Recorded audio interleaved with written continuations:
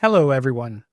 Today's topic is property management. And I understand that most of you already know I'm currently doing developments, multifamily developments, but it really all started about 20 years ago with property management, which is really a topic that I'm particularly excited about, that I want to share everything that I know about it, that I kind of stumbled upon it. In any case, for today's topic, I want to have Regina Guimaraes. Thank you for having me. Hello, everyone. And Regina has been working with the company over a year now. She knows a lot about property management and a lot about multifamily in general. So maybe if we can start just by a little bit about you. Yeah, Has been your experience in real estate? How did you get here? And then maybe you can just go ahead and guide this topic for let's go today. for it. So my interest in this industry peaked from a very early age. My father has been in the industry for over 30 years now, has a background in development. However, currently he is on the brokerage side managing his own portfolios. And so I actually went to the University of Florida. I got my bachelor's in business, stayed an extra year, and ended up getting my master's in real estate. Shortly after I graduated, I began working with my father while I was finding my permanent post grad job. And I attended various meetings, one of them being with SP Developments with Daniel himself. And we get to the office, and I was very active in the meeting, asking the right questions and just showing interest. And Daniel, towards the end of the meeting, pulled me aside and, kind of asked what my plan was, where I envisioned my career going, and was like, listen, if you're interested, call me, let's chat, and there can be a job for you here. So I did just that. And now I've been with a company for a little bit over a year. And I'm handling everything related to market research, all of our marketing, whether that be on social media, redesigning the website, investor relations, creating all of their portfolios, creating all of the investor decks, OMs, any presentation that we get, that we're sending out, assisting with project management, operational responsibilities, administrative responsibilities. So one of my favorite things I would say about our company is that we are a small company, so no day is ever the same. The learning curve is huge. Every single day I'm learning something new. I have something new on my desk that, Daniel is assigning to me. So that I would say is a good overall picture of what brought me to this point and where I am now. I actually recall very clearly that meeting. And even though it wasn't supposed to be a job interview, Oh, yeah. what I do recall was the excitement, your passion for it. And the thing is that, sure, I could have interviewed anybody for the job that might have great skills on this or that or whatever. And sure, I need to ask whether you know how to use Excel or any of these different tools that we'd be using at our company on a day-to-day basis. But what was striking about how you carried yourself in that particular meeting was that you showed a sincere interest Yeah. in the topic. So you can't replace that for anything. Like if you have the passion, you'll learn whatever Agreed. is needed. So it was very exciting. And anyhow, we're here today. Topic is property management. So, actually, before we get into the interview portion of today, Daniel, I'd like to throw that question back at you and maybe give our viewers the chance to understand how you went from managing just one unit to where the company, Strategic Properties, has grown today, I believe managing over 5,000 units. And then discuss a little bit about your shift into the development industry when you started SP Developments. And then I would say once, build that rapport, let's get into the interview. Sure. Okay. Well, there's a joke in the industry in property management in general is that no kid, no 13-year-old, 15-year-old, or even 18-year-old ready to go to college is going to say, I want to be a property manager. Like, I don't know the first person that chose to be a property manager. And although there are certain certifications in certain states, and we're going to go over that as well, the fact is that most of us just stumble upon it. And for me it was exactly that. We in our family, I was doing a completely different job, and we were owed money. And this gentleman, instead of paying us with cash, he decided to pay us with an apartment, Section 8 apartment, by the way. So, of course, I had to learn everything about it, the contract, read it, how it's different to any other contract, learn about those. What are the legal implications, responsibilities from the landlord, and so on and so forth. And then the number part, which is the exciting one, that the one that always interests me more, let's say. And I saw that it was a very lucrative business in the real estate business per se. Yeah. And I said, to the family, okay, let's start investing into more units rather than vehicles, because that's what we were doing then. We had a dealership, and we started moving funds from vehicles to real estate. And very quickly, we started seeing the progress. Properties started appreciating.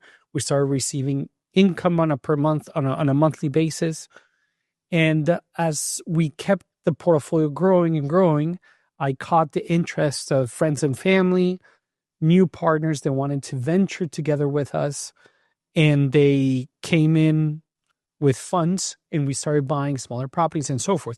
When we grew to about 350 units, if I'm not mistaken, we made the decision to start a management company. And that's where Strategic Properties started, being the manager of a 350 unit apartment portfolio. Very quickly, we bought a 200 unit apartment building. So we jumped there to 550. And that's how it all began. And then started learning how to manage correctly, what would be the correct software to use, why, what are the procedures, what are the legal implications of doing one thing versus the other. It was so many decisions, so many things. And then, of course, leveraging on other people that had more experience than I did. So I would take any chance to go to a conference, ask another property manager, and hopefully this today can be that, maybe that speech that I would have liked to hear from somebody else. And I guess I should say that a lot of the questions or topics we're going to go over are related to property manager, but they may be handled differently depending on the size of the company. So I will try to give both sides. Okay. So whether you have a 100-unit operation or a 4,000-unit operation, most of these things would probably be answered today. Yeah. Okay. Well, without further ado, let's get into today's first section, which is going to be the legal and structural fundamentals. So, Daniel, what type of legal entity would you say is most suitable to start with? So you want to have, first of all, you do want to have an entity rather than started doing business by yourself and collecting money under your name, and mainly because of liability issues. Mm-hmm. So you want to protect yourself, protect your family, protect your own assets. So what we do is, what I would recommend, and I'm not an attorney here, but do set up your own LLC, that basically means limited liability company. So you are limiting your liability precisely how the name suggests. And that way, funnel everything, all the income, all the expenses through the entity. It's independent from any of your other assets. And do not use that LLC to buy other or real estate or whatever, or even the office itself. Even if you have your office owned by your property management company, you might want to have it owned by a different LLC that leases it out to your management company.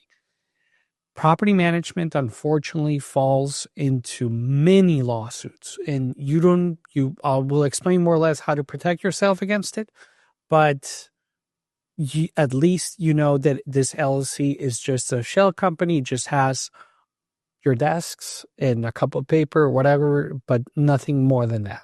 Makes total sense in order to protect yourself, essentially. So in Florida, what would be the state and local requirements for offering a property management service? Well, unfortunately, and really, I do emphasize unfortunately, Florida does not require any licensing permitings for property management. And the reason why I said unfortunately is because if it would be require a certification, then maybe some people that don't know how to do it or are not willing to do the necessary education on it would be left out of the business or the industry, and probably protect more of the name of property managers. So the only thing though is when you do lease up units, carrying out the exercise of leasing units, you are required by another type of license, which is your real estate license. So if in your property management operations, you're going to lease up units, which most likely you will, Yeah. then you do need a real estate license. And then with that, then you can charge a fee for leasing the units. Got it. And so now in terms of insurance, what would be the mandatory or recommended forms, whether that be liability, E&O, workers' compensation, etc.? Right. So a lot of the insurance, well, first of all, try to get exactly that your liability insurance.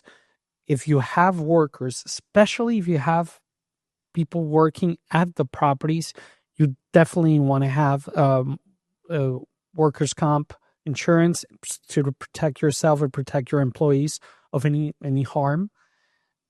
The also errors and emissions is quite important because there will be faults even by your administrative team that they have missed something, that maybe somebody took some money or whatever. So this type of insurance protects you, protects your clients, protects your residents. Yeah.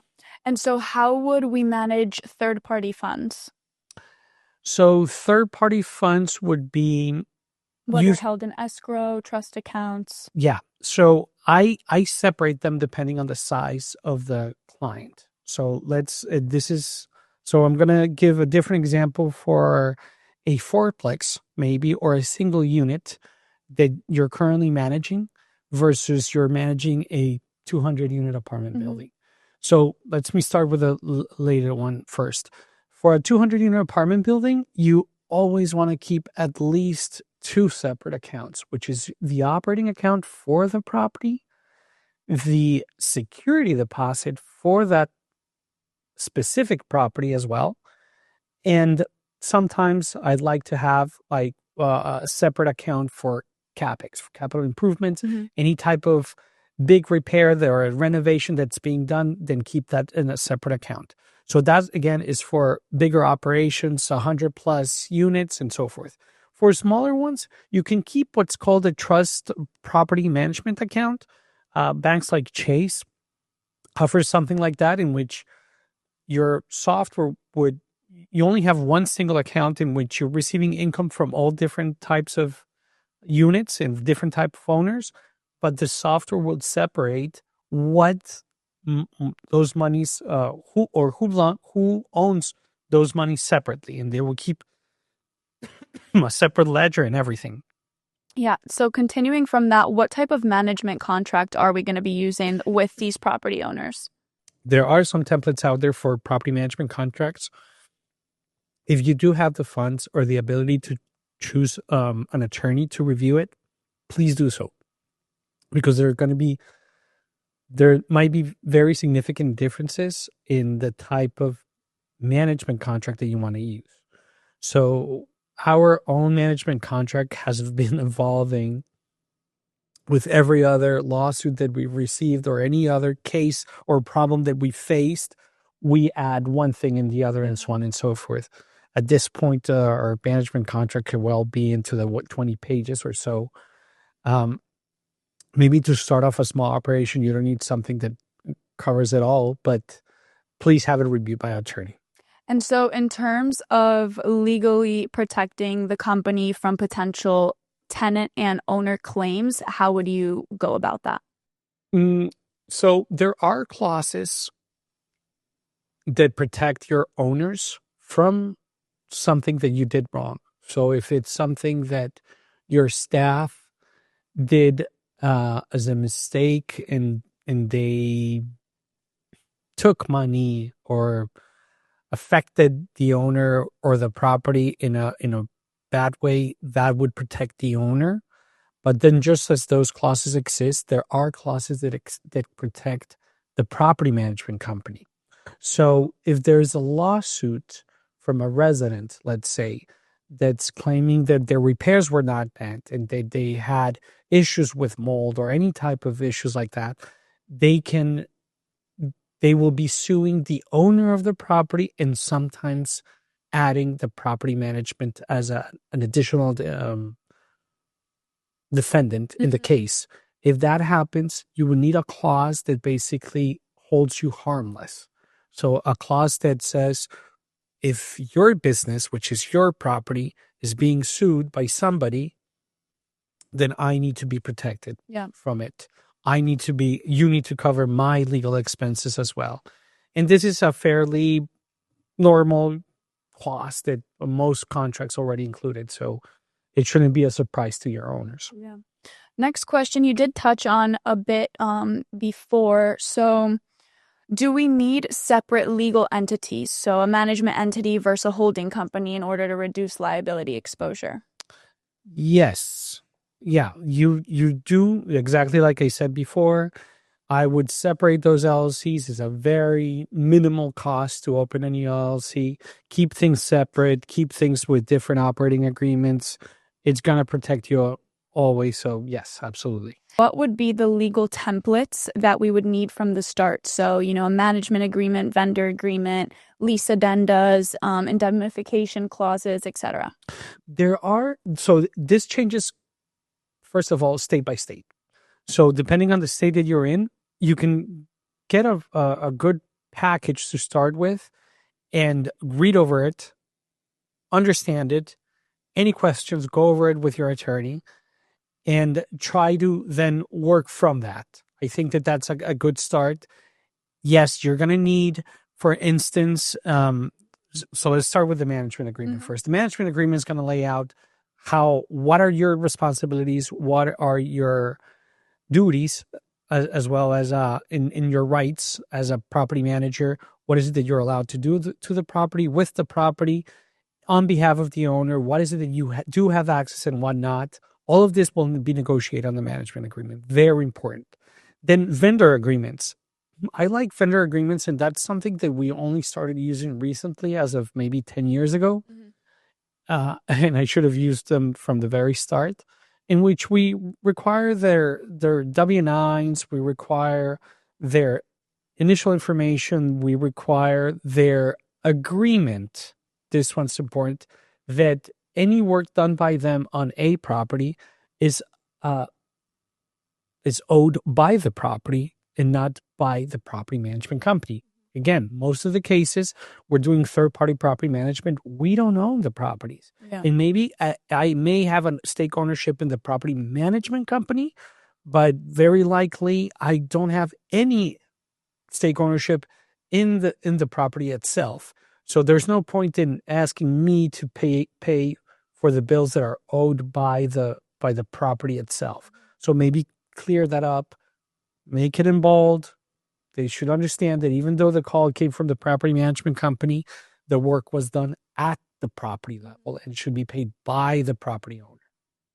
Now, who will draft and review our contracts? Would we have in-house counsel or an external real estate attorney?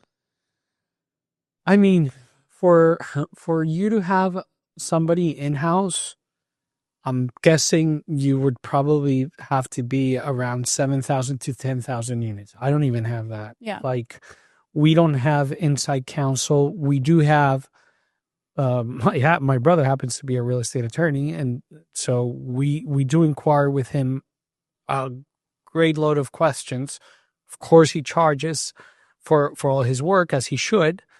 But the fact is, you most likely would have to work directly with an outside external attorney, and then just use the one that's going to be assisting you the most in that particular case. Some of them do contract law, some of them do closing, some of them do lawsuits. So you, depending on what is it that you need, just reach one or the other.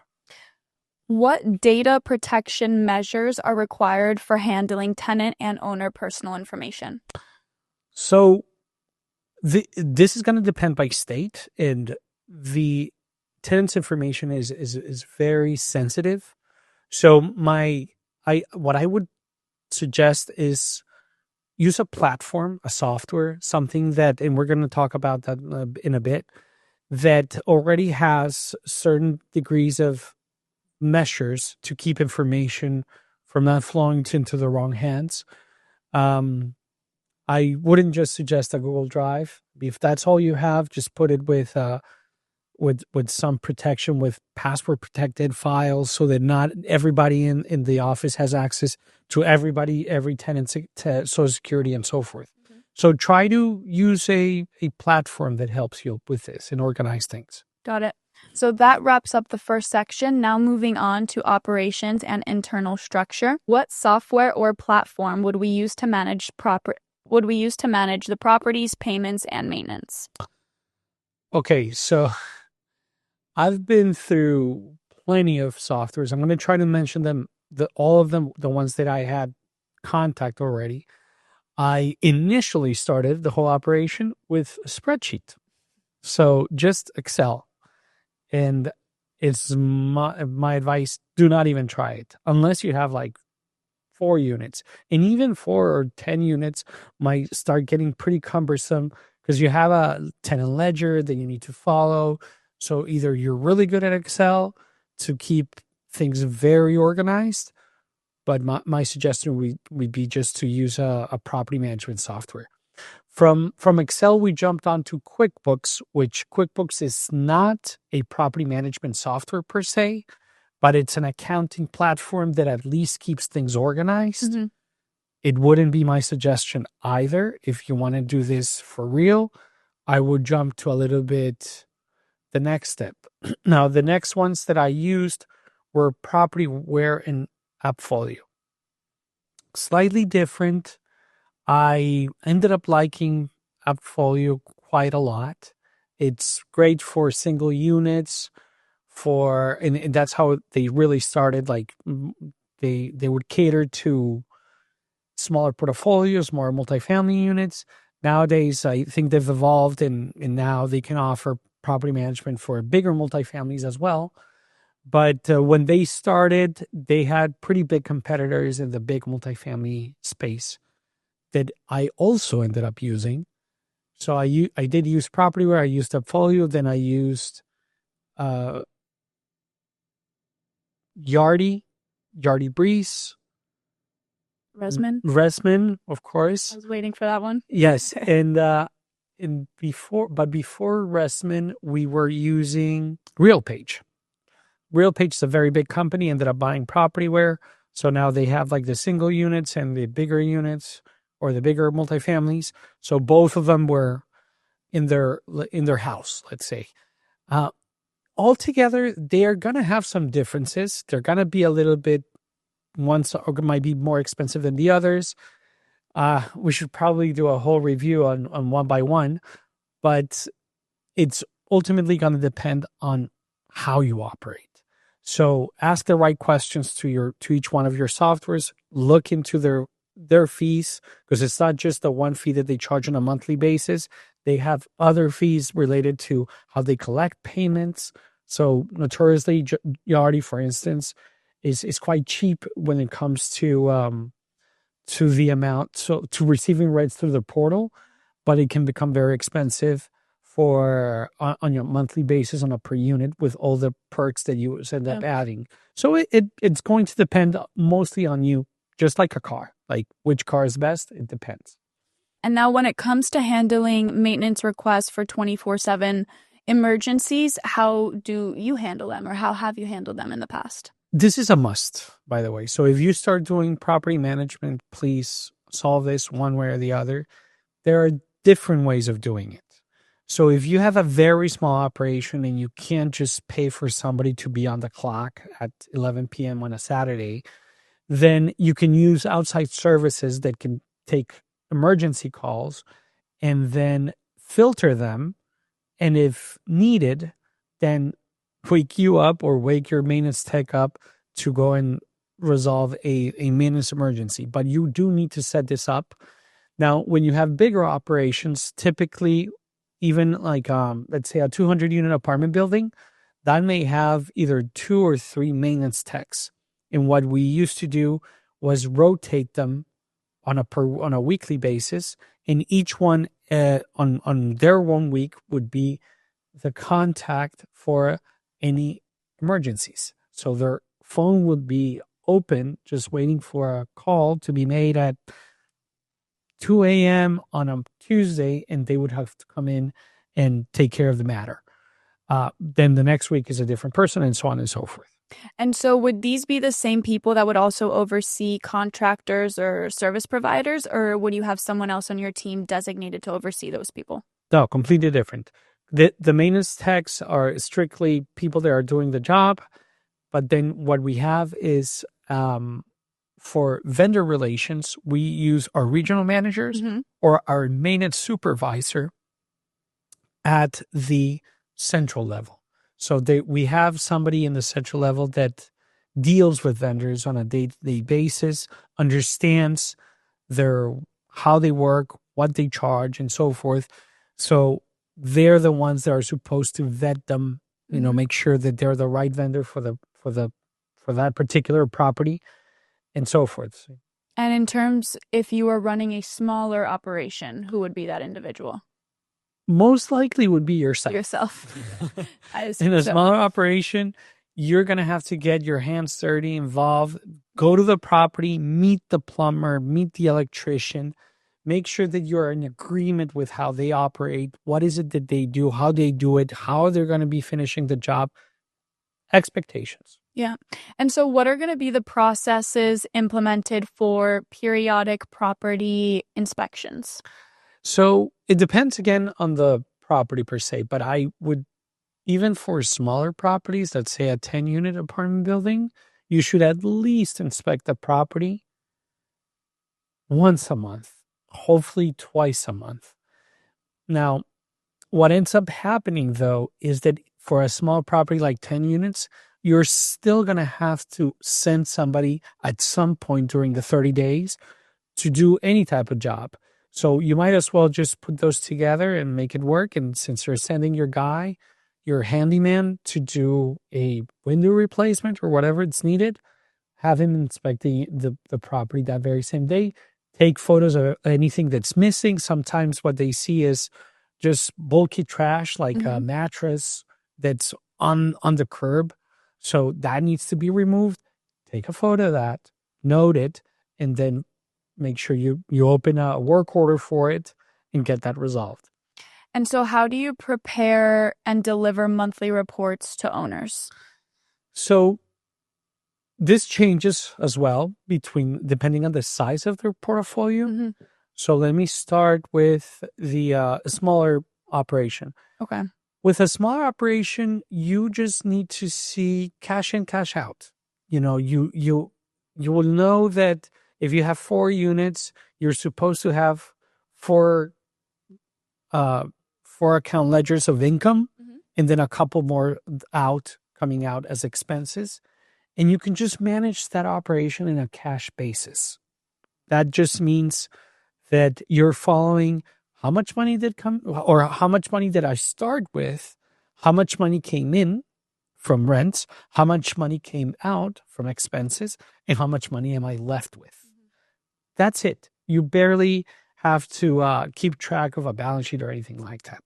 So that's the easiest way, the most direct way of handling for smaller operations. That's what's called a cash flow owner's report or an owner's statement. Most of these softwares already offer something like that, very standard. So you can just use what they have and send that over. Now, for bigger operations, I generally like to see several types of reports as an owner. I'm talking. So and then I'm giving this advice as an owner, so you might as well take it as advice as a property manager, so you can deliver the right reports.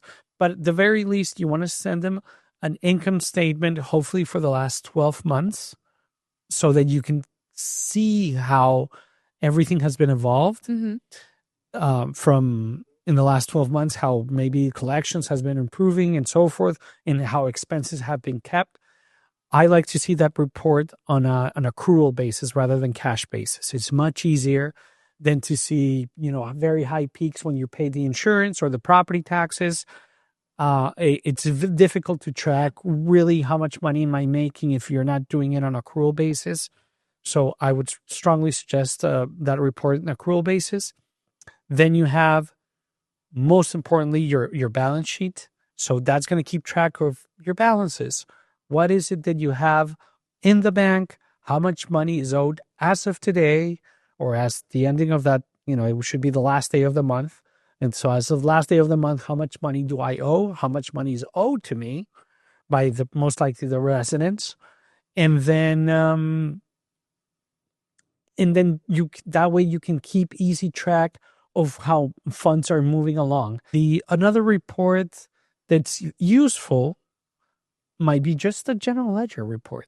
Any transaction that hit this month, let me just go ahead and review them very quickly.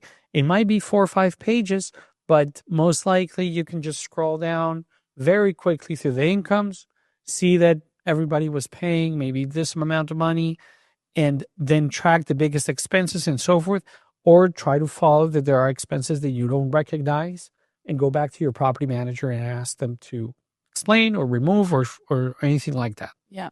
So now let's say that we Oh, were. I'm sorry. And the rent roll, very important. Yes. Just keep track of the rent roll. With the rent roll, make sure that as an owner, that occupancy is in line with your expectations, that no units have been occupied maybe by even the property manager sometimes, that they might be renting them, in cash to somebody else for half the fee and then pocketing that money. So the way of tracking that down might be just to doing inspections at the property or unscheduled inspections. Yeah. So now let's say that we were starting a brand new company. What would you say is the initial team structure that is needed? So whether it be a virtual assistant, an accounting team, technicians, etc., who would you have on your team? So it depends a lot on the size of the company.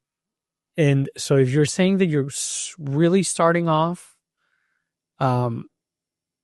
there's a rule of thumb that we use, is that for every 100 units, you need one person to oversee the administrative work. So that person should be able to be, let's say, your property manager or regional manager, for that matter, if you have several ones in different areas. And that person should be able to receive all your calls for those 100 units, should be able to resolve any issues regarding those 100 units. Sometimes you can, if it's somebody very effective, you can push them to 150 units, maybe even 200 units, but be careful. And then what you need to do is, as you grow your team, then you start removing things from them that they were doing and centralizing them. Mm-hmm. So one of the first one would be accounting, for instance. You might want to have one accountant for your 500 units rather than have 5 accountants for one for each one. So then this accountant or bookkeeper will keep track of all the financials for all 500 units. And then your regionals or your property managers per 100 units, they would just track the interaction with the resident and then submit anything, invoices or anything that's necessary to be paid over to the accounting department. So as a property manager, I'm sure you know that a lot of these property owners are international. So how have you ensured effective and consistent communication with these owners that are not from here? There might be a language barrier, or they're not familiar with the laws that we use here in Florida or the United States. Yes, good point. Well, several things. Let me start with the most obvious one, which is language. So language, we're in Miami, so here, first language is Spanish. For those visiting and that speak English, we do keep everybody in our staff that's bilingual. Yeah. So, and most of our owners are really, at least the ones from South Florida, are Spanish speaking. Yeah.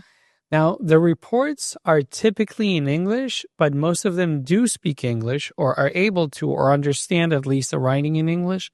So we haven't had the need to translate the reports with any of the owners yet, fortunately. They can just use the reports in English and they're quite self-explanatory or basic in terms of understanding them. So that works.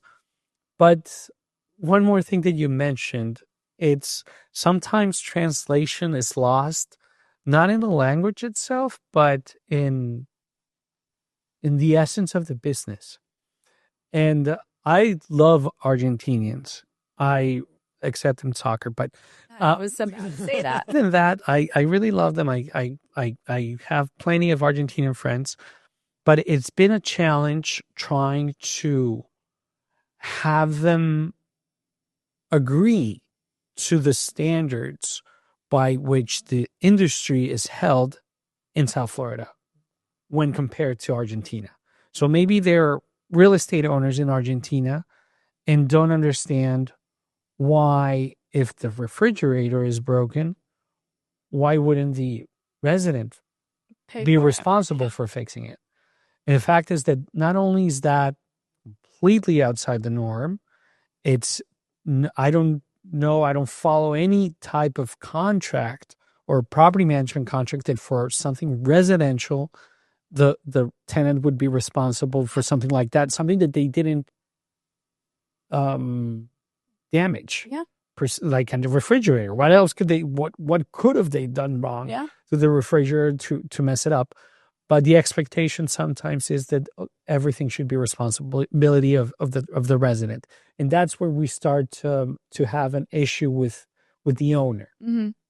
So maybe just laying out like the property management contract, maybe even translating that contract over to Spanish, and then explaining well that they're not. These are the guidelines. These are the guidelines by which we work. Correct. So very interesting. And so, stemming from that, what would you say are the most important KPIs, so key performance indicators that at strategic properties that you track on a monthly basis?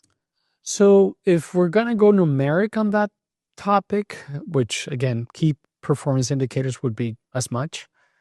I think that the one that owners want to follow the most is NOI, net operating income, whether they are able to hit the numbers that they're targeting in their budget. So that NOI following any difference in between the budget and in the actual financials.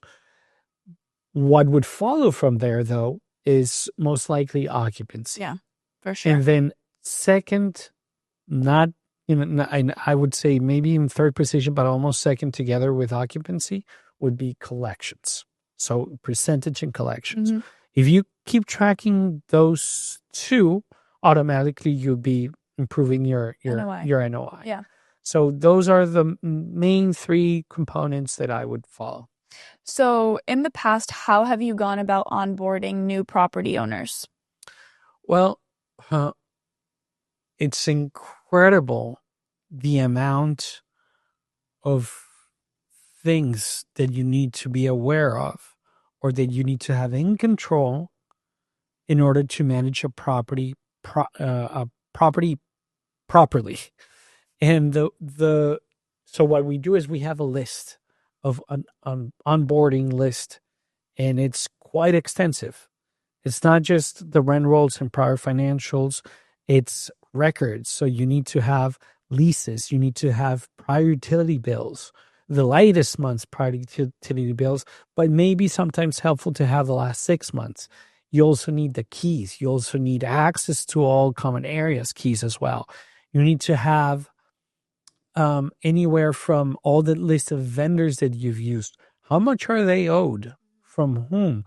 What happened to the last? So then go over the list of any type of repairs that are pending, which you can probably see in physical inspections, and some that you can't because maybe it's a plumbing issue that was half fixed, 3 months ago, but you need to understand that one as well. So go ahead and track prior maintenance work orders just to make sure that you have the full story.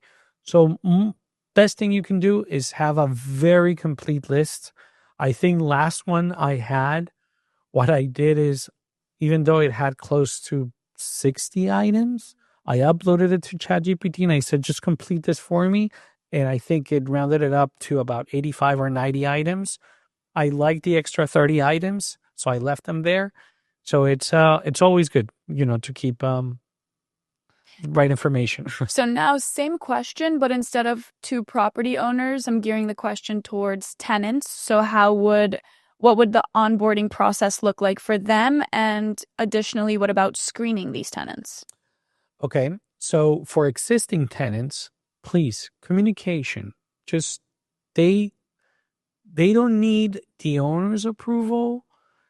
They I'm sorry, the owner doesn't need their approval, I should say it differently, to change property management companies, Mm-hmm. but they feel like they should, like they own half the place already. So, but the only thing that you do, just to make things easier on yourself and on them is communicate. And you can start communications even 2 weeks before, maybe even a month before taking over a property, and letting them know we are the new property management company. We'll be taking over effective such and such date. This is what we expect from you. This is what you can expect from us. And make it a good introduction to them, just letting them know. Now, with respect to your second question, is to newer residents, you set up the rules. I'll most likely go, you can base it off of what the prior property management or ownership had it before, but I like to stick to my own rules with respect to that. And we have a very clear guideline as to the amount of income that you need to make, the prior history with respect to evictions, which should be none, prior history with respect to felonies, which should be none as well. So all these things make it absolutely clear. And yeah, you can accept some exceptions, but they need to be verified. They need to be signed off on by the owner and so forth.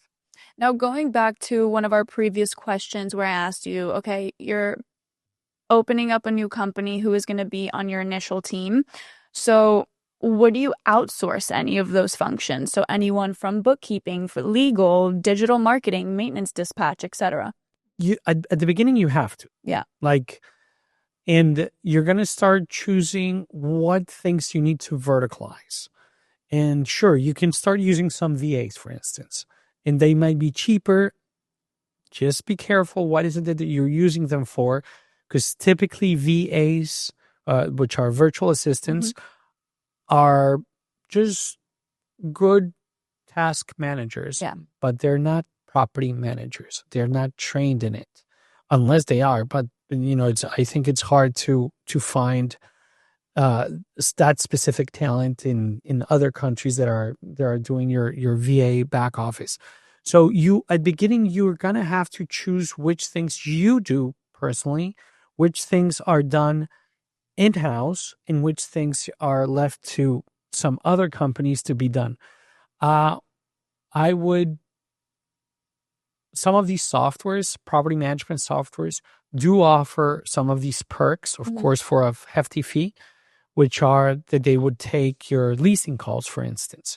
So if you don't have the manpower to take leasing calls for 300 plus portfolio, in which you might have, a 10% vacancy, which is 30 units and 30 listings, and receive over 10 to 20 calls a day, you don't have the capacity of doing so, then you might want to filter those calls through a calling service, and those can be powered by the property management software. So that's one way to go. Then there are other companies that are offering now AI that might take the call and filter the call for you. So yeah, you're gonna need to choose which ones are right for you, which ones are right for your market or your property. Your property might be different in the sense that if it's student housing, for instance, students love to chat rather than than having a conversation or a meeting for that matter. Why would I meet with a property manager anywhere? I just, Yeah. just text me or text me the photos. So a lot of that communication can be handled by an AI. So it's just a matter of choice. Yeah. So now last question before we wrap up section 2. How would you coordinate with brokers or agents who are referring you new tenants and or owners?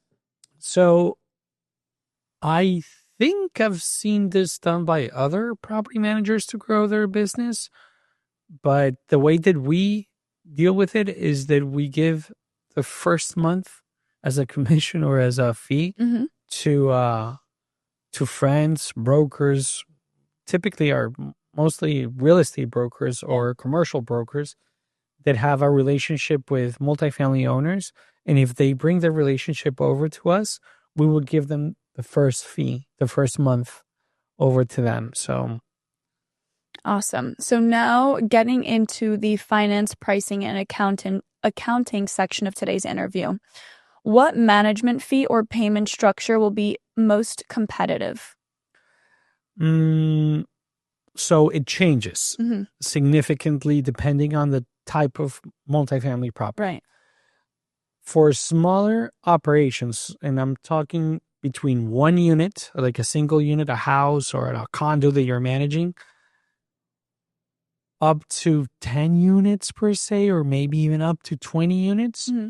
you might want to charge a standard per unit fee. And that may well be between $95 to $150. That's one way of doing it. What I've seen done in Miami, specifically that has so many condos, is that some realtors call themselves property managers. And what they end up doing is that they charge one full month of a fee for the year Mm-hmm. to manage a property. So if they're renting a unit for $3,000 a year, just to be there available for any maintenance issues, for visiting the property and whatnot, or keeping accounting books and whatnot, they would be charging $3,000 a year just for the management services. That's close to eight. That's 8.3, Mm-hmm. 8.33%, which is also in line or close to the 10% Yeah. number, or even close to sometimes the $150 per month. It's always going to depend on the rent amount, but that's close enough. Now, for bigger operations, though, when we're talking about 200 unit apartment building, fees are also going to be very dependent on the rent amount that's charged, but the management fee is going to be anywhere between 3.5%, 4% to maybe 6%. Uh, and the reason why that's going to be is significantly lower is because for those portfolios, the owner of the property or the property itself pays for an on-site property manager. The property will have somebody on site that's typically an employee of the property management company, but paid by the property. So in other words, if you add that fee plus the 3%, 4%, you're gonna get back to the Yeah. 8% or 10% in total. And so how would you also describe the collection process, including when eviction is necessary? Okay, so collections is one of the things that you have a chance to beat the competition. So the more aggressive or more effective that you're in collections, maybe that's the way to start driving more interest into your property management services. One of the things that we do is that we use a lot of texting, calling, mailing. So I remember one of our prior partners used to say that that it's not about whether the resident has or doesn't have the money. They might as well have the money, but still don't want to pay the rent. And the reason why they're not paying the rent, again, is not because they don't have all the money. Is not because they're it's just because they are missing all the money to pay everybody that they owe. So they need to prioritize who to pay first. Funny thing is, most people assume that you might want to pay first your ceiling, right? Where you sleep, that's probably the most important thing. And it's not necessarily. The reason why is because the penalty for not paying your rent is the consequence would only be assumed maybe 60 days down the line or 90 days down the line in eviction. So there's no immediate damage from not paying your rent. So if somebody doesn't have all the money to pay everybody that they owe, they start prioritizing other people to pay first. So for instance, if they owe money to Uncle Bob, they might just, and Uncle Bob is a pain in the butt, going after you and knocking on your door and fetching you at your job site, and then just harassing you in so many different ways. You're probably fed up with Uncle Bob, and you're like, you know what? I know I owe my rent, but I can't. I want my peace. I'm going to pay Uncle Bob first. Yeah. Well, guess what? You need to become Uncle Bob. You need to be that guy. You need to be the one, the pain in the butt, to just harass the resident so much that they just want you off their case, and then get the rent payment. Because evictions are very expensive. With every eviction, you're paying legal fees, but then after that, you're paying vacancy, probably a leasing fee, then turnover fee, which is getting it painted again. All these any other repairs that the property you may have not needed to spend at least that same month. So try to avoid it. And so same question, but now turning it over to payments. So how would you go about payments with rent, maintenance, vendors, etc.? Right. So something that's quite important is that payments need to be approved. Sure. Like the check would, in a lot of property managers fail to see that that they have a last line of checks and balances, let's call it that way, or a last line of checking, which is no money's going to come out unless the owner approves. That's a problem.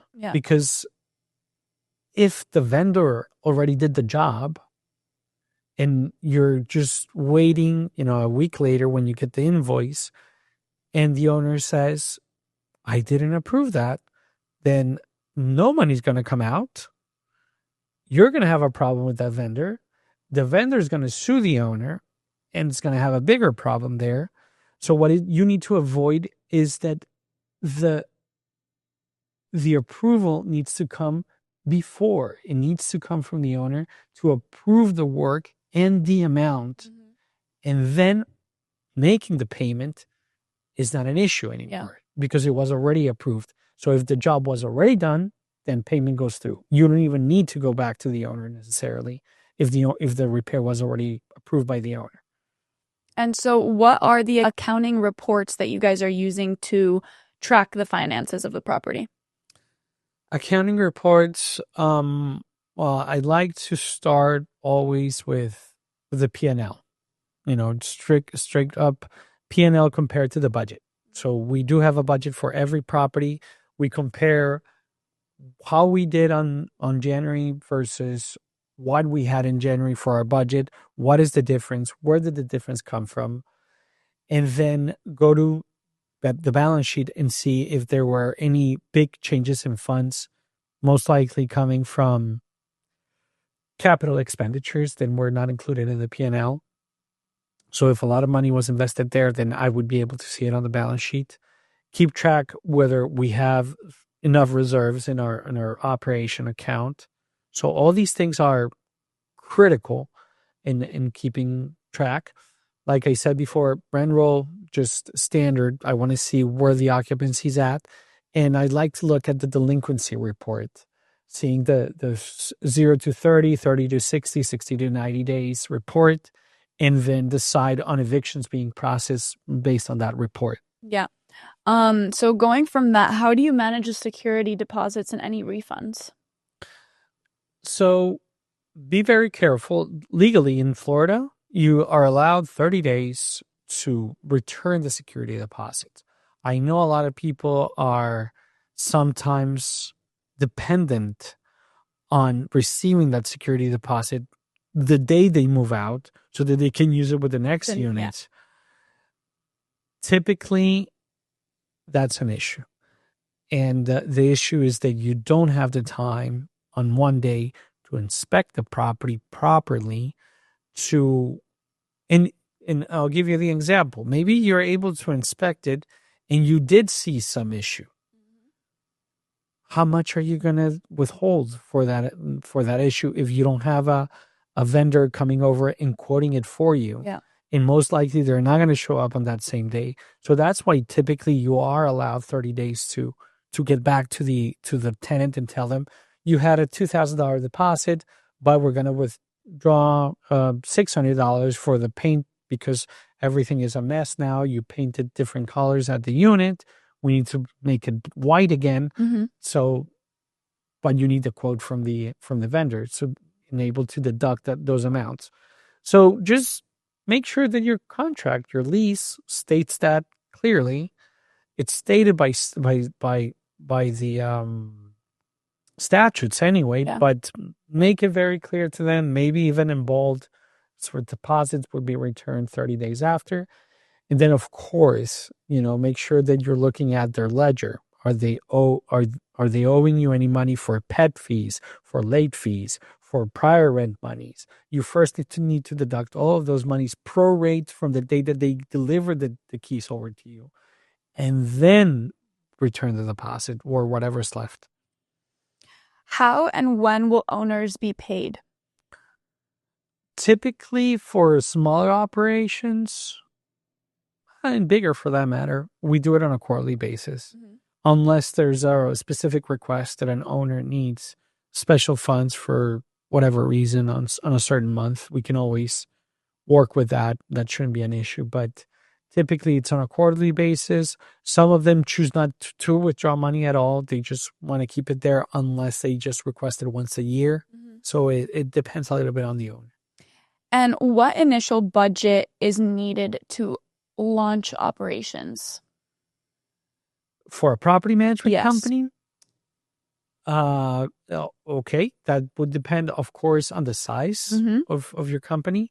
I would say that to start with a healthy cushion, and it would be 6 months of operating expenses at the very least. So do your budget for how much your expenditures would be, and keep anywhere between 3 to 6 months in cash, just so that if anything goes wrong, you always have that money to go fall back on. And so, what are our expected fixed and variable operating costs? Okay, so in fixed and operating costs, you may have uh, uh your rent, for instance, your office, so that would be a fixed cost. And then even I know it's a little bit variable, but even utilities for that matter, the variation is so small that you can just add them all and that would go easily into your fixed expenses. Insurance. Yeah. I would say insurance also might be The just a office. fixed, correct, Yeah. all of that. What might be more variable would be payroll Mm-hmm. because it depends on how many weeks the month had. Yeah. It might depend on how many hours needed to be spent on some particular job. So that's what you need to track more as your variables on that one. And then what would be the reserves that you should maintain for unforeseen expenses or maintenance emergencies? On a property level, Yeah. I would say that what we always want to keep is per year, it was about $500 to $750 per unit. So, in other words, try to keep a year worth of reserves, and then start building those reserves on a monthly basis by the number of units, or by a yearly basis for that matter, and then just keep track of and start building that reserve, because at any point in time it's like, hey, we need a new roof. So new roof is going to be $10,000. Did you have a reserve for that? Oh yeah, we did. We were putting in 750 per unit. So we already have the reserve, so we can put that money into it. So stemming from that, what would be the pricing model for add-on services? Um, for add-on services, the So for example, tenant placement, renewals, inspections, project management. okay. So depending on the property, again, you not all properties are made equal. And let me start with an easy example. Maybe they give you a property to manage that's completely vacant, 10 units vacant. How can you survive if you're charging a 10% management fee? Of what? Of zero? Yeah, For nothing. first month, it's going to be probably the month with the most work Yeah. and with the least amount of money. You can't do that. So you need to have a minimum, or you need to have a setup fee, or a startup fee, in other words, in which you say, okay, we're going to lease, or at least we call it a lease up fee. Yeah. So a lease up fee would be, hey, we're going to charge you uh, a month's fee for every unit that we rent, Right. and you just pay us as we're renting all the units, and that would be your initial lease up fee. Then from there on, we won't charge you your lease up if it's a big property, or we only charge $75. But to start off, you do need some significant funds to operate. Uh, that would be one thing that you can set up. The other thing is you can do all different types of services for the property. For instance, I like to sometimes implement utility billing. So utility billing is, maybe water is being paid 100% by the owner, and we're like, hey, how about if we start charging back the water to the residents? Make sure that it's legal in your county and so forth. But assuming it is, that's an extra load of work. Yeah. So you are a great property manager, but you're not Superman. You're supposed to be charging for anything extra. So if you're going to be doing that, then charge a $3 fee, a $2 fee per unit. And that way you can just tell the owner, well, listen, with this, you can charge back up to 80%, 85% of your total utilities. Mm-hmm. That's going to drive down your cost per month significantly, but we need to get paid at least this amount of money to do the extra work. Yeah. Also, you can charge on projects. Be very careful about this. So in property management, you're a property manager. If your forte is not renovation, do not try to get too involved into it. It's almost better to just say, I don't know. I don't go as far as doing that. Even now in Miami, a hot item is 40-year certification. So that's a good example. I get a property that's 38 years old, and then 2 years later, I'm going to have the issue of a 40-year. That implies structural, plumbing, and electrical inspections.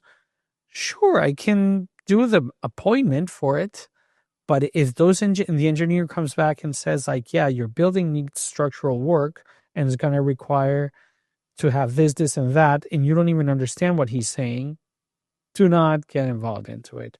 Tell the owner very clearly, is like, I manage your property. I am not your GC. You need to have this resolved with an outside vendor. You just tell me who to pay, and I'll send the check over from your account, but don't have me involved further than that. Yeah.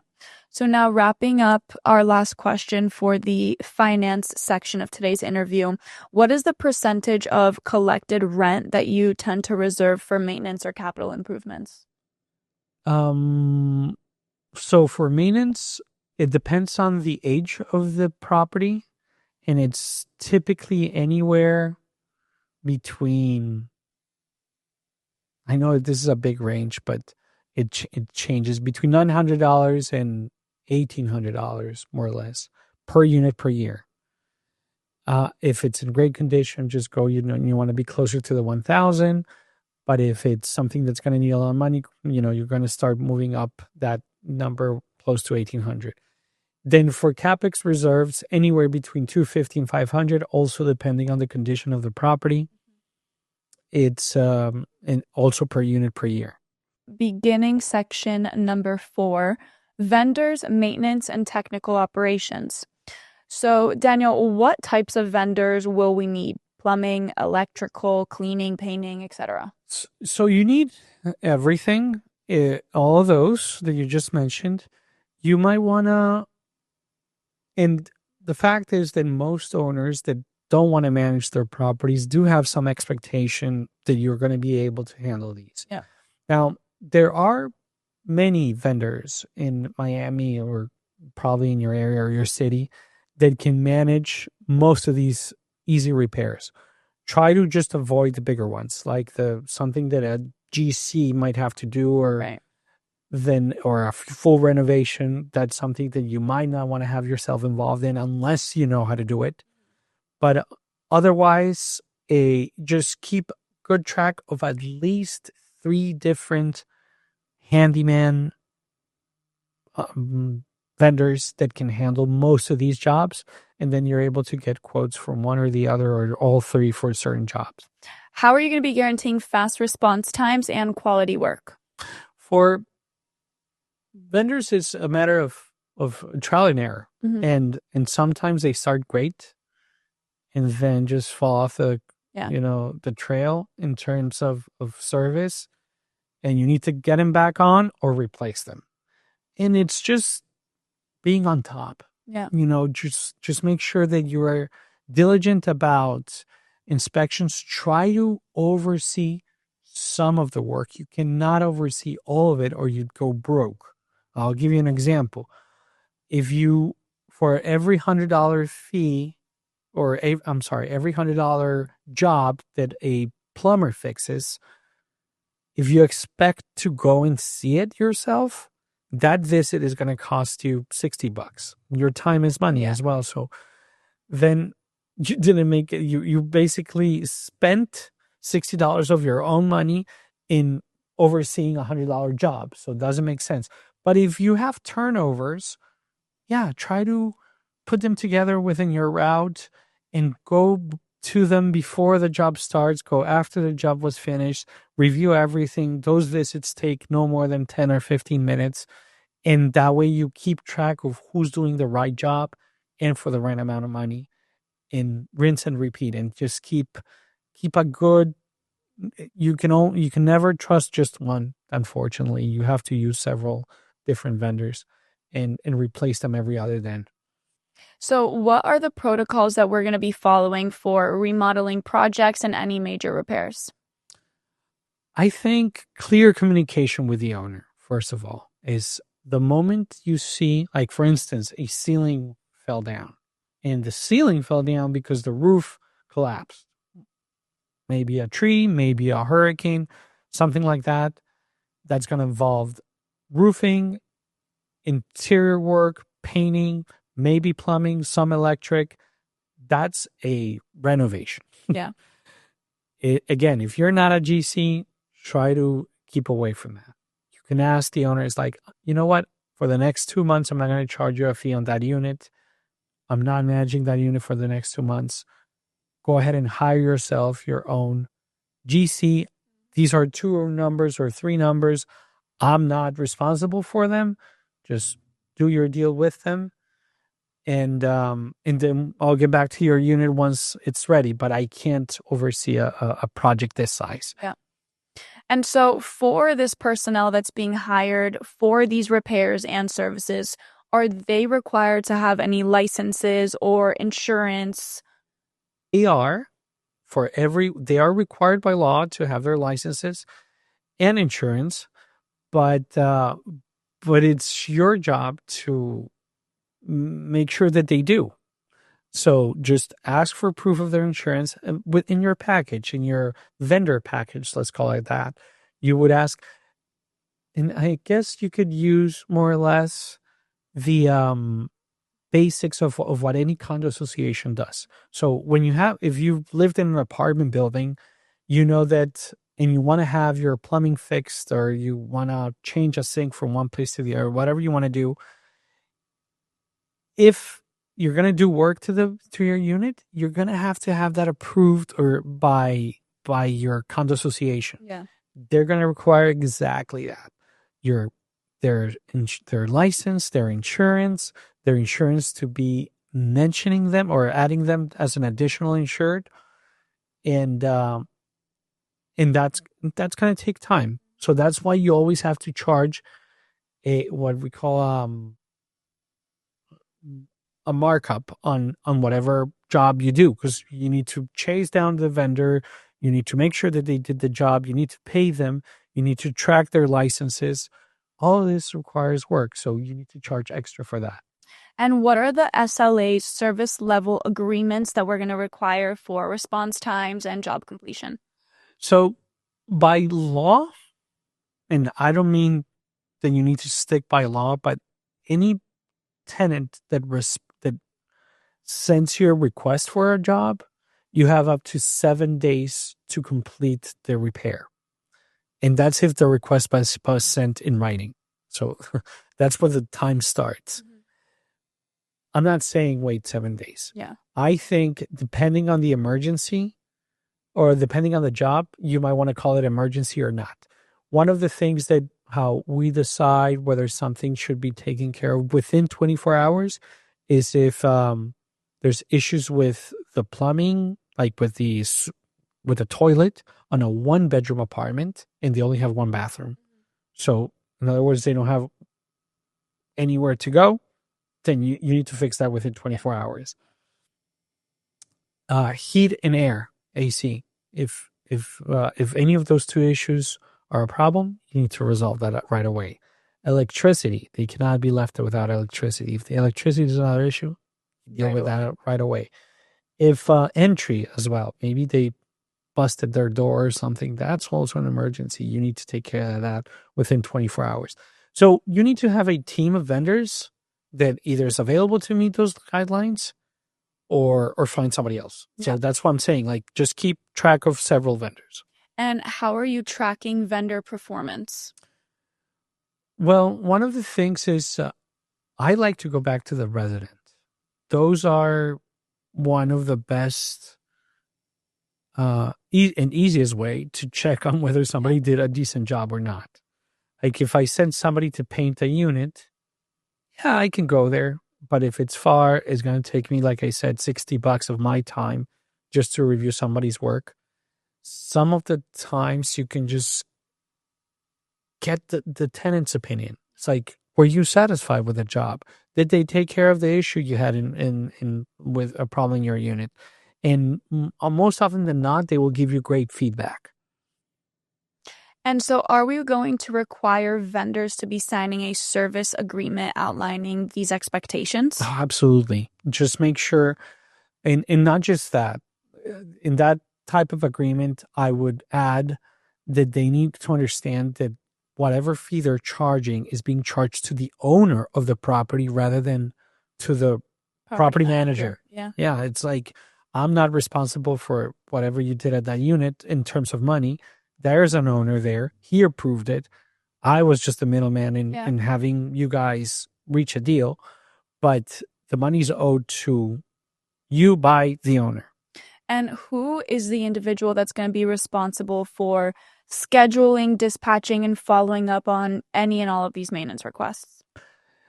It depends on the size of your company, but for a smaller company, I would break it down to if you have one property manager per 100 units, then it would be that person. If you have a bigger company, maybe with more than 1,000, 1,500 units or so, most likely you would have somebody centralized at the maintenance department level. And that person oversees all work orders for all the units.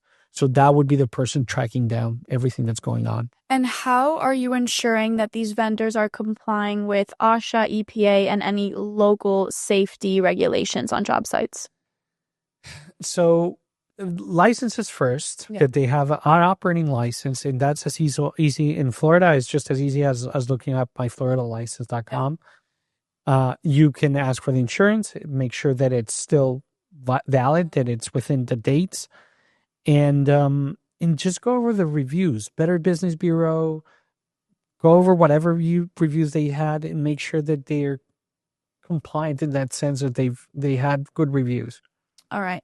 And so what internal processes will verify that maintenance work was completed before authorizing vendor payment? Um, so I would certainly go at the tenant level first. If unless the unit is vacant, Yeah. then it would need to be inspected by somebody from the administrative office. But typically, if it's something that was done at an occupied unit, you can verify with the resident. Mm-hmm. If it's a bigger property, then most likely you already have a team on site. They should be visiting the property themselves, taking photos and making sure that the job was repaired and was repaired effectively. And then that's when the approval comes for payment. Yeah. So, and how are you handling warranty claims for appliances, materials, or any recent renovations? Just keep good track of the documentation. Yeah. In the same softwares that I've mentioned, they all have sections for that. Most people just don't use them. But if you bought a bunch of refrigerators, mark them with the unit number, and each one's going to have a serial number. Put in that serial number into the software, and then just copy paste the warranty agreement that you have. Sometimes you end up fixing some things that or you things that you were not supposed to, or that you didn't have to fix Yeah. because they were under warranty, but it's because you're missing that paper. So be very organized, Yeah. to say the least. All right. So last question before we wrap up section number 4. Will we establish annual maintenance budgets for each property to control costs? Yes, very important. And as a matter of fact, one thing that there's one report that most of the softwares are able to pull out, is that you can do a P&L on let's say a 12-month basis Mm-hmm. per unit. So you can see which units are actually making you money and which ones are making you lose money. Yeah. And some of these units, you can just track them down and see, okay, what's going on here is that this guy has been making us go for his plumbing issues 6 times around, and we haven't charged him $1. So clearly the issue is him, not the plumbing issue for the building. Yeah. We need to start looking at what is it that he's throwing down He's doing. what he's doing to the toilet or whatever, and then charging it back. One inspection I had, they threw, my God, okay, they threw, this was in one single pullout. They had hair, which is normal. Okay. They had Of the toilet, this. in the toilet. Yeah. But yeah, a bunch of hair. I don't know why they just threw it, but okay. So hair had a small towel. They had a toy and a dead mouse. Have to charge, of course, the resident for those plumbing issues, and now hopefully it's not going to repeat again. Hopefully. So continuing on into the 5th section of today's podcast, marketing, branding, and growth. So how do we want to position the brand? Well, okay, so I had to go through all of this with strategic properties, Mm-hmm. but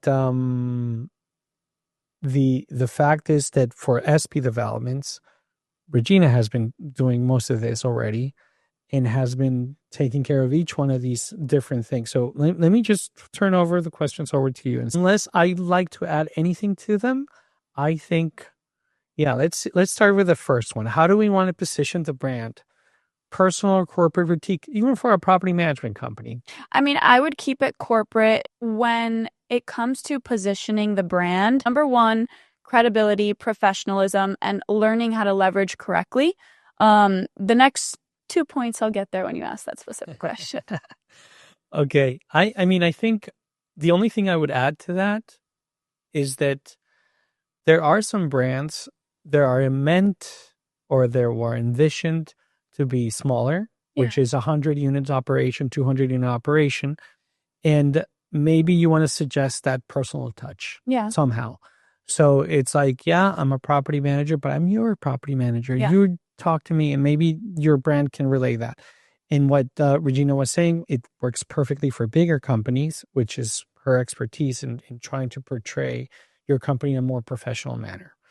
But anyhow, let's go to the second question, which is what type of clients do we want to attract? Foreign investors, local owners, multifamily? Well, in our case, all three. Yeah, absolutely. Absolutely. I think for us, well, in both SP developments and strategic properties, that's precisely the type of clients. Let me go to the next one. What marketing materials and channels will we use? And this is you know this better than we at SP Developments, which is what I handle, one of the first things I did in the job was redesigning the whole website. So again, making the website feel professional. When you open it, you can tell it's a credible company where I mean, in a very polite manner, of course, I did pull Daniel aside and I was like, listen, I think we need to revamp our website because the way that it looks right now, I feel like I'm stuck in 2016. It doesn't feel like I'm in today's day and age. So definitely is making sure your website, and it can be something as simple as searching up your top competitors in your area and using them as a comparable. So, okay, I want my website to look like this just with our information, which is essentially what I did. Also by utilizing social media. We're on Instagram, we're on LinkedIn, we're on Facebook, we're on YouTube. We're on TikTok now because of Daniel's son.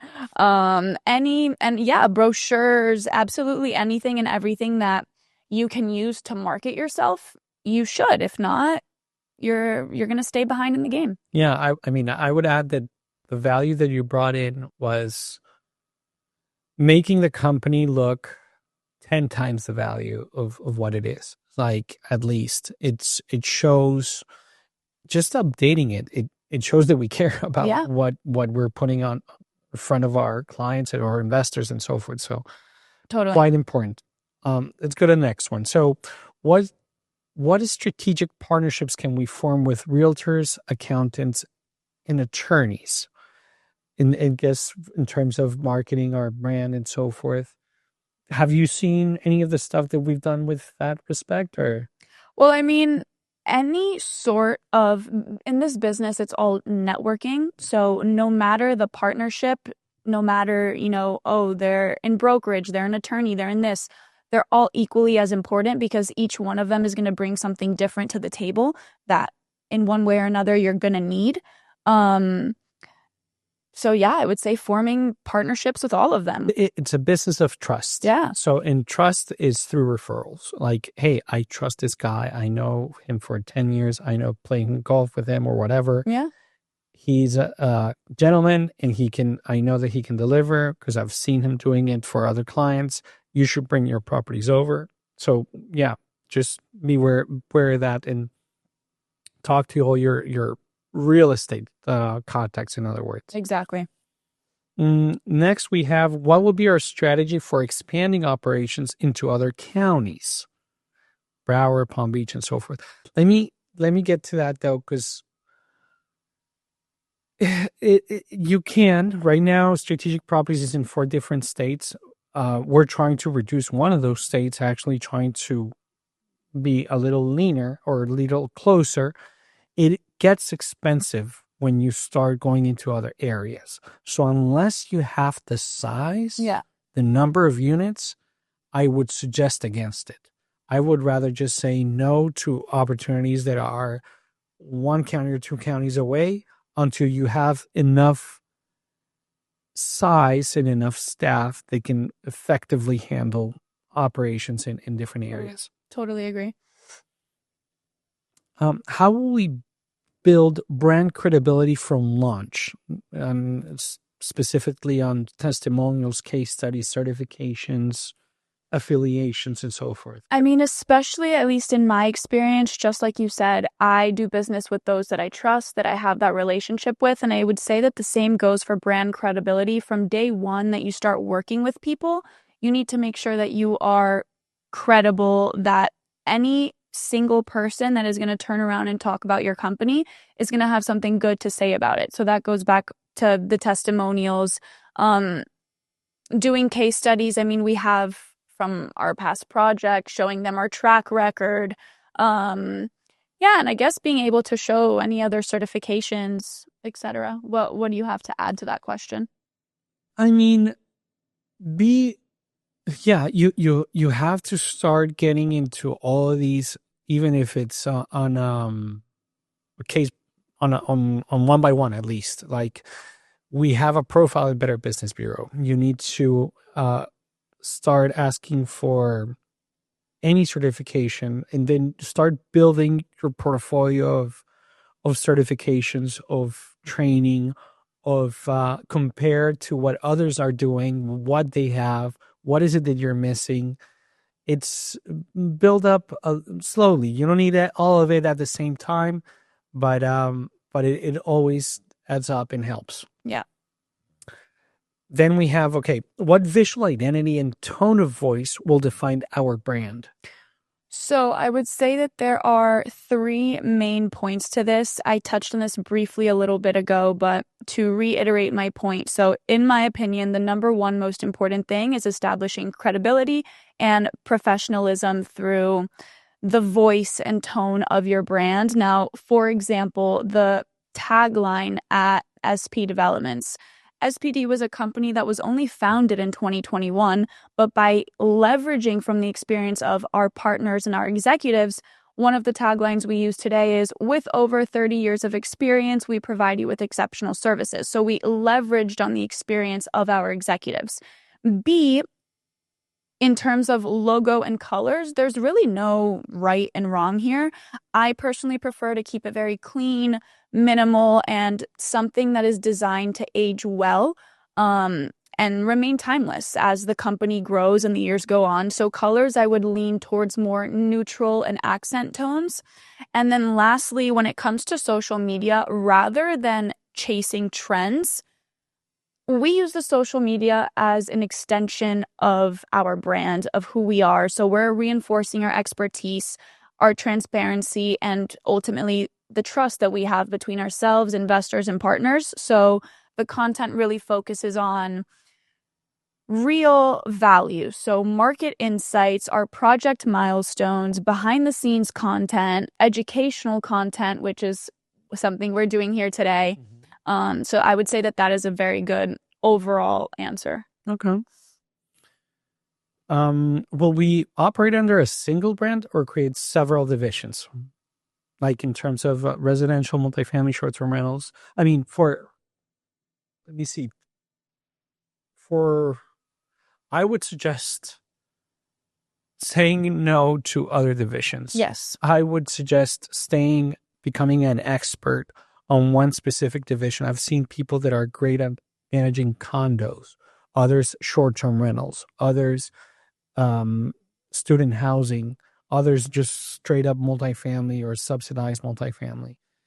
Then only when you master any of these should you just try to venture into new ones. And even as we keep growing and growing, I can only see ourselves doing less services rather than more. So I would suggest against it. Next. So how are we going to encourage and manage online reviews? Respond always. Like, even if it's an apology, like you want to have something in responding quickly to it. You want to get to it. Now, once you do respond to a negative review, try to reach out to that same person, because most often than not, that negative review can be converted not only in removing it, but maybe into a positive review. It's like, okay, wait, so we haven't fixed your issue for how many days? 10 days? You know what? I'm going to have somebody go there today. Yeah. You don't need to talk about the review. We would just go ahead and send somebody over, make sure that they're done right, and then just come back and say, how did we do? Was it correct? Like, Mhm. just remember you spoke to Daniel directly about this. If you mean to just put any comments regarding your service today, Yeah. would greatly appreciate it. And even without asking if they would remove the review, most likely they would come back and just change it for a 4-star instead of a 5-star, maybe. But then you go from 1 to 4. And then what referral or incentive program do you offer to realtors, owners, or tenants that maybe are bringing business your way? I try to do the 1 month thing. The I one think month. 1 month is easy. First month to you, like you brought me the deal, then first month to you, and sometimes it could be a significant amount, $2,000, 3,000, four, $5,000. It helps to pay for the trips. How will we measure a return on investment from each marketing channel? So, keeping track of conversion rates, cost per lead, client acquisition cost, etc. Yeah, I mean, it has to be positive. To be make it easy, I would just put it twice as much, like 2x. So in other words, if I'm investing $1,000 into a particular campaign, I want to see a revenue of 2,000 coming in. And the way how I measure that is going back to the last question, which is, well, if the what I'm willing to pay is a full month's fee, then let's say that full month fee was $1,000, then at least I want to be able to meet that with this campaign, to be able to pay that. So that's just an easy way of doing it. I'm sure everybody has their own way, but just to keep things simple. Yeah. And so, last question before we wrap up this section. I know as developers, we do this multiple times a month. Now, on the property manager side, are you also attending local and international real estate events that connect you with investors or other developers or property managers, etc.? I do. I think it's one of the things that has helped our brand the most. We've been invited to conferences in San Francisco, New York, Atlanta, Dallas, many of those multifamily. Dallas is quite important. Miami, of course, Fort Lauderdale, and also in other countries, Mexico, Colombia. Colombia. We've been to at least 2 or 3 conferences there in which they just invited us to share our knowledge regarding multifamily. Yeah. And so I strongly encourage you get involved in those type of cities and just lay out your company, explain, offer great information. That's how we are. We're pretty open with respect to our information. And I'm guessing that that's why they keep inviting us. Do you think that another reason, or maybe at these events, a main reason of why so many people, I think, are always approaching you for business purposes is because you are a speaker? Do you encourage others to do so? Yeah, I think that there's a great friend that actually Regina and I share in common, Peter Selesky. He often says that when speaking, people are trying to learn Mm-hmm. from the speaker, like you are right now, and maybe a lot of this content helps you in setting up your property management company. But then we find that there's a lot more other people that might see the same content and say like, oh wait, that's way too much information. That seems to be overly complicated. And it seems like Daniel already knows it. So why don't I just partner up Yeah. in whatever he's doing because he knows how to do it. Your favorite word, leverage. Leverage. So they're leveraging now. They don't need to go through the 20-year university that I had to go through life and Yeah. making all the mistakes that I did. They could just come in and with a quick handshake and a contract, we might be together in business and I would be happily relaying all my knowledge. They will happily bring theirs as well. Yeah. And together we can build something interesting. Yeah. So now going into our last section for today's interview portion, discussing culture, service, and the business vision. What will our client service philosophy and promise be? So, um, I think we have a logo in strategic properties and it's called Better Life. It came from a prior one as well, which was Results Matter. I like both, but for different reasons. Results Matter was rather simple. It was something that anything that I do, it's going to impact on somehow in terms of results. And they do matter. They're going to matter. So I need to be, you know, I need to be paying attention to those things. But then we went beyond that and we created Better Life in the sense that we have three different kinds of groups in this company, which are our staff, our residents, and our clients, which are the property owners. And all of them deserve a better life. And starting with the residents, of course, they deserve a nice place to live in. They deserve clean uh, amenities. They with all the necessary utilities and so forth, everything that's working. But then you have the owners. They also deserve a better life in terms of their returns. Yeah. They're making an investment. They're taking a risk. And then, of course, lastly but not least, is our own staff. They are giving out their hours of work and dedication to this company. They also deserve a better life. So I think that that's our philosophy and promise to be to all those three groups. Yeah, for sure. And how are you measuring owner and tenant satisfaction? Well, we do track our at the property levels the our Google reviews. Mm-hmm. So we try to be above 4.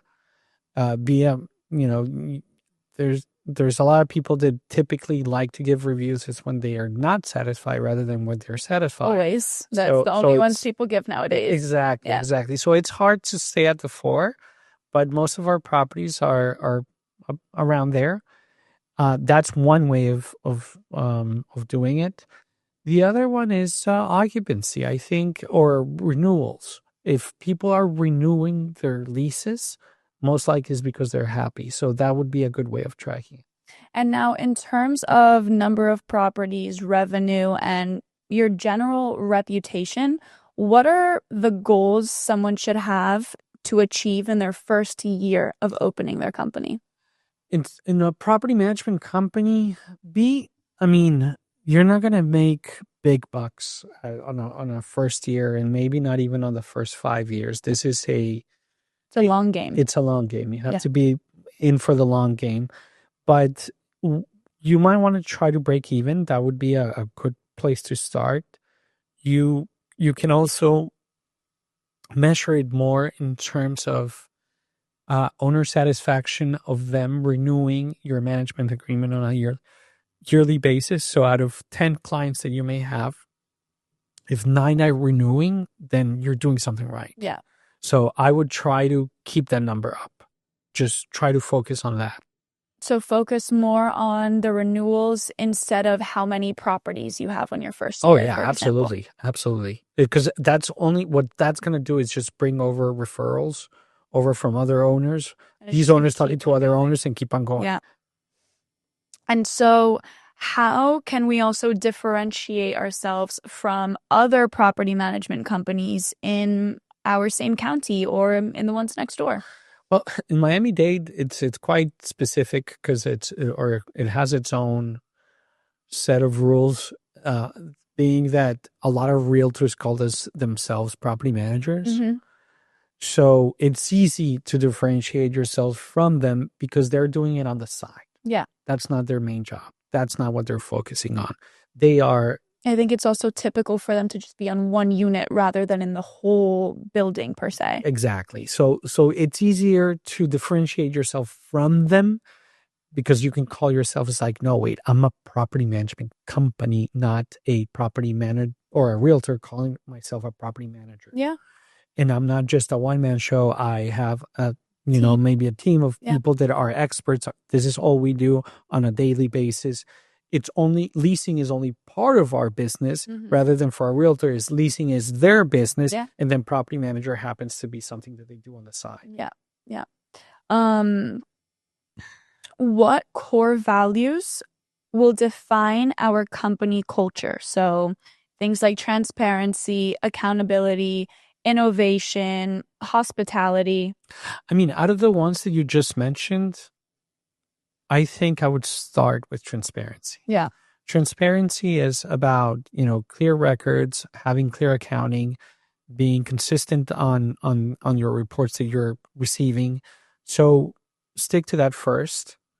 And then from there, everything is accountability, just, goes together with it basically. Um, and those two would be probably the most important for me. Yeah. And so at Strategic Properties, what would you say is sort of like our North Star that basically, it's the ultimate goal that it's going to guide all of your decisions and all of the growth in the company? I think is winning trust. Yeah. So it's earning that trust from owners, from residents, and even from our staff. It's knowing that we're going to be there for them, that we're going to make everything right, make things work, and we're willing to do the legwork to get there. Yeah. And so now, last question before we wrap up today's interview portion. What internal standards will define exceptional service? So, our response time, our communication, the tone, problem resolution, etc.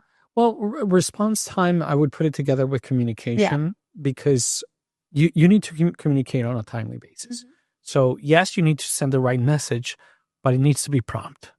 So, and then I'll give you an example. Somebody that says, like, my toilet's not working.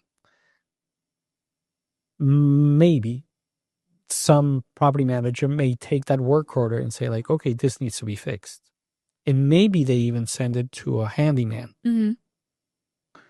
And maybe that handyman is like, okay, I received this work order. I'm just going to do it, the day after tomorrow, but I'm going to do it. Mm-hmm. And let's say that maybe they did show up finally and fix the issue. Now, through all that time that I just mentioned, I didn't mention communication. And if there's no communication with the resident, then he's going to blow up. He has no idea what's going on. It's been 4 days. I haven't heard from you guys. Where's your team? Exactly. So maybe things are moving behind the curtains, Mm-hmm.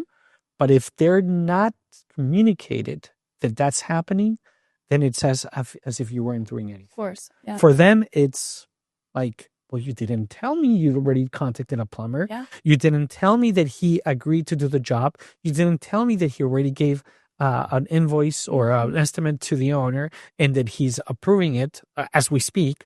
So all these things just need to be communicated. And if they are in an effective way, then you shouldn't have problems.